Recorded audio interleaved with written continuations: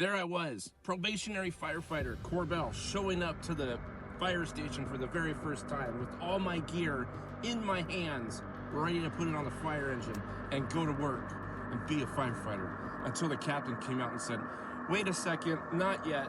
In 1998, I applied to be a seasonal firefighter by a friend of my dad's, because he knew him through one of the clubs that he was in. And he said, hey, have your son sign up and apply to be a firefighter in the state of California, and we'll get him an interview and see what we can't do, and maybe this is a career path that he can go down. So I did that. I got on the internet and I filled out the application, I printed it out, and then you had to hand deliver it to the unit headquarters that you wanted to work in. So away I went and walked into the lobby of the unit headquarters and said, hi, I'm Richard, and I want to turn in my application for a seasonal firefighter. Here you go. And they took it, stamped it as being there by the deadline so that they knew that I would be the one that got their application there on time. So I turned it in, waited a couple weeks with the anticipation, because you're like, oh my gosh, I get to be a fireman. So like, why haven't they called yet? Why haven't they called yet? Had my phone next to me all the time. Why haven't they called yet? Well, they called. And I got an interview. And I went and did the interview. And interviews don't bother me. And the interviews have never bothered me. They never will bother me. In fact, I have an interview on Tuesday for a Caltrans position in the state of California, so we'll see what happens with that. Anyways, back to the story. Excuse me. I went to the interview, crushed the interview, and got a position. I got hired, and they said, hey, you got to go to Ione and go to the fire academy for about a week and a half. They teach you CPR, first aid, you get your safety gear, and they basically take you from nothing to like 200, like overnight. And they said, hey, your second day, we're gonna hand you your Wildland firefighting gear, and we're gonna take you and you're gonna fight fire. And sure enough, the second day of the academy, no idea what I was doing, had my gear all on. I looked like a bull in a china hutch trying to put it all on in time, because you have to do it in a certain amount of time. And we started fighting fire in the grass and learning how to do hose lays and chase fire. And so, wow, talk about throwing into the firestorm very quickly. This is real life stories with Corby, and this is one of my stories about when I was a firefighter, becoming a firefighter in 1998. And I'm glad you're here for these life stories that for the most part are going to take part in my truck, based around the truck, in and outside of the truck. Today I'm in mama's car because I'm picking up the little one from school today, but normally I'm in my truck. So anyway, back to my story. I was like, wow, this is like no joke. And they said, yep. So we went through it. We fought fire. You learn how to do hand line with hand tools. You learn how to put hose on the ground, and they're called progressive hose lays. And when you run out of, each hose is 100 feet long, and when you get to the end, you clamp the hose, and then you put on another stick and put the nozzle on the new hose and go out 100 feet, and you have a clamp. They don't turn the water off. You just clamp it with a hose clamp, and then you can progressively go longer and longer and longer. So we did that. The next day they said, oh, you're going to get your structure gear, and then you're going to learn how to put on your structure gear with the hard hat that they assign you, your structure helmet that they assign you, and your turnout gear, and then your breathing apparatus, and put the mask on. And then the day after that, the second part of that day, and then into the third day, you're going to go into a burning building. I'm sorry, a week ago I was sitting at home on the couch watching Friends at 2 o'clock in the afternoon, and now you're telling me later today at 2 o'clock in the afternoon I'm going to be in a burning building? Okay, so here we go. Let's do this. So we did, and they put you in a burning building, and it's just like not anything you'd ever expect in your life. And you go in, and they light the corner of the room on fire, and you watch the fire roll over the top of you, and they say pencil it out, and that's when you just turn on and off the nozzle and you chase the fire back to where it started, and then they let it roll over the top of you, and then you chase it back to the corner, and eventually you put the fire out. But it's training.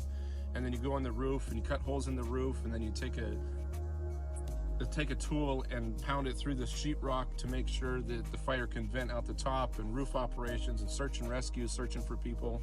So lo and behold, I did this. The academy was like a week and a half long. You get certified in CPR and first aid, the whole kit and caboodle.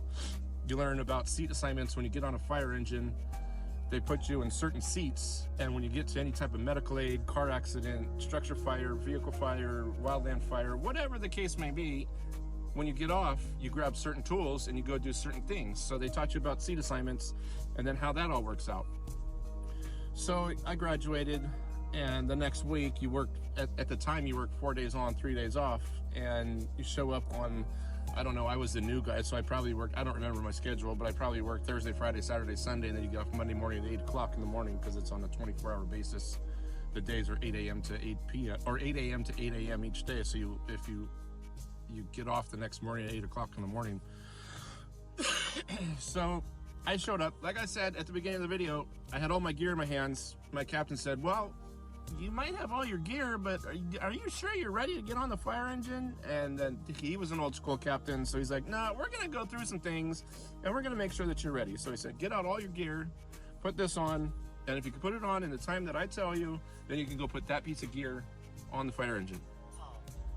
And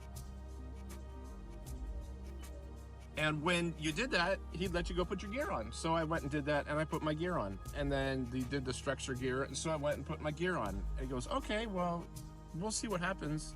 And back in the day, those seats were in the back of the fire engine. So they had one, the captain drove here, and then there was a firefighter here, but the other firefighters sat all the way in the back. Like, there was no radios to talk to each other. You got on the back of the fire engine, and people next to you could wave at, because there was no canopy, there was no cabs. So I sat in the back, and my gear was always next to me, because I was the new guy, so I didn't get to sit up front, because that's a whole nother ball of wax when you sit in the front seat when you're going to calls and things that you have to do. So I sat in the back. I was like, oh, okay, cool. And he's like, well, what do you know about firefighting? And I'm like, just what I learned at the academy and everything that I'm willing to learn here. And I'm just gonna keep my mouth shut and my ears open and do what I'm told and learn how to be a fireman. He's like, well, do you know how to cook? I'm like, no. He's like, cool, you're making dinner tonight, and we're gonna have spaghetti and meatballs. So there's the kitchen. Go in there and figure it out, and it better be good. So he sent me into the kitchen my first day, and he's like, get yourself familiar with it, and dinner's at 5 o'clock, spaghetti and meatballs. And well, they ate it. I don't know if they liked it, but they ate it. Listen, if you're going through times in your life and you're showing up somewhere for the first time, whether it be a new job, a new date, a new child, a new anything, go in with an open mind. Know that you're gonna have mistakes, and the mistakes is what we learn from. And the things that happen along the way are all lessons. And if you're going through some bad times, don't give up. Know that the bad times will lead to the good times, and every bad thing that you go through is a lesson for the good things. And as long as you're still pushing forward, you can always say that there's something good happening, and it's gonna take care of me. I'm going to be there. This is a life lesson. This is going to change for the better. Things are going to turn out good. I promise myself I'm going to persevere. As Dora the Explorer says, never give up. Don't give up on your dreams. Don't give up on anything. I didn't know how to be a fireman when I first put fire on the ground. I didn't know how to be a fireman when I sat in that burning building and watched it come over the top of me. I was scared out of my mind. And that's just a quarter of what we went through. Anything that you go through, you're going to persevere through. You're going to be with it. You're going to do better. Don't give up on yourself. Don't give up on the Lord. He's going to be there with you. I'm going to be here with you. Hit that like button. Hit that subscribe button.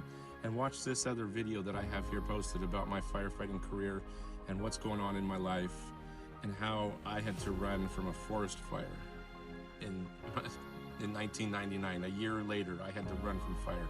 Stay positive. Stay true to yourself. Stay together. You're gonna be fine, I promise you. We're here for each other. I'm here for you. Leave it in the comments how I can help you, because I want to help you, and what stories that I have so many stories that I'm going to tell on this new channel of mine. I can't wait to share them. But any stories that you'd like to hear or tell me about that we can talk about, I'm here for you. I freaking love you.